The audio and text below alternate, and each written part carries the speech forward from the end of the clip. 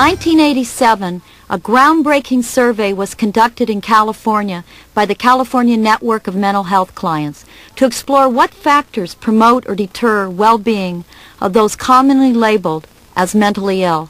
It was written, administered, and analyzed entirely by mental health clients. The following film reflects the findings of that survey. This film affirms our personhood in living meaningful and satisfying lives. In a world of stigma, poverty, loneliness, and injustice, our voices illuminate the value of self-help, creativity, meaningful work and activity, and basic human dignity and respect. Most importantly, we speak for ourselves. Normal people, and I want to say, as I say all the time, some of my best friends are normal people. I don't want you to get the wrong idea. Just because normal people started World War I, World War II, dropped the atomic bomb in Hiroshima and Nagasaki and committed genocide against the Native Americans, instituted slavery. I have nothing against normal people, but I wouldn't want my daughter to marry one, you know what I'm saying? You know, like, normal's supposed to be good or sane, but what's so sane about a businessman in Sacramento wearing a three-piece suit when it's 105 degrees? It makes more sense to go naked. You know, I mean, like it. I think comedians are normatized deviants. And I've said that when you're a wild and crazy guy out on the street, especially with radical politics, they put you in jail and mental hospitals. When you're a wild and crazy guy on stage, you're known as a comic genius. Clients do have ideas about what they need. And even when somebody's in a lot of distress, is that they have fundamental knowledge about their own condition, and many times they're not listened to. 52% of us have been discriminated against because of psychiatric labeling.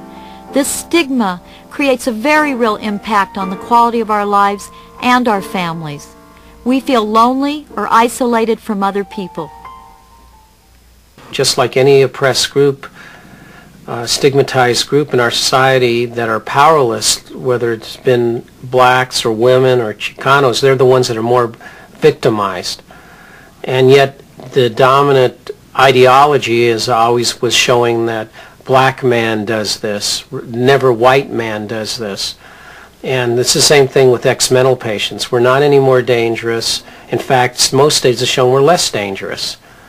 Mental patients are unpredictable, and how do you know they're unpredictable? You know, I say, how do you know John's unpredictable? And they say, well, I know John's unpredictable because I see him do it all the time. I say, well, isn't that a contradiction in terms? So we're dealing with a lot of double standards. And when people think about meaningful work and what they'd like to see so-called mental patients do, what is it? It's like being a security guard at a toxic waste dump, you know, around the Alaskan border. 51% of us think that TV, radio, and newspapers seldom or never portray us in a fair, accurate, humane manner.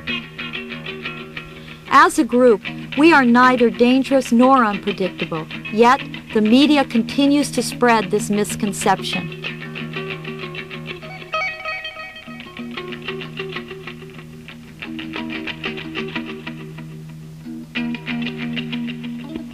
You know, you read the newspapers all the time. You know, you see maniac murders 5 people, or a state hospital patient, you know, does this or that, or a mentally disabled person, you know, they have the label of a mentally disabled maniac, and then some terrible tragic thing that happened. We would love to influence you to be more interested in some of our goals, which are not your concern. Well, like, what do you think are not your I don't think you're particularly concerned that there be more acute hospital care. No, well, in Italy they're shutting down the hospitals. If you can suggest how you deal with a person who's dangerous to self or dangerous to others, or what we consider to be gravely disabled, in a totally free and independent living situation, I would be happy to listen to it, but I don't see it. Since I was hospitalized 20 times, a lot of people would have said that I am a hopeless, mentally ill person. And it was because of the self-help and the fight for rights that made my life different. I was considered to be mentally ill for a long period of time, severely mentally ill. You're assuming that there is only black and white, and I'm saying that I still say... You're the one that's assuming that. No, I say that the majority of the people that we're talking about are unfortunately still too ill to be able to benefit. They can't communicate too well, they can't socialize too well. You know, there's so many people in our self-help group that fit that description but are doing real well. Clients deserve the same basic rights as any other human being. And we always have rights. and that our human rights should not end where our psychiatric diagnosis begins.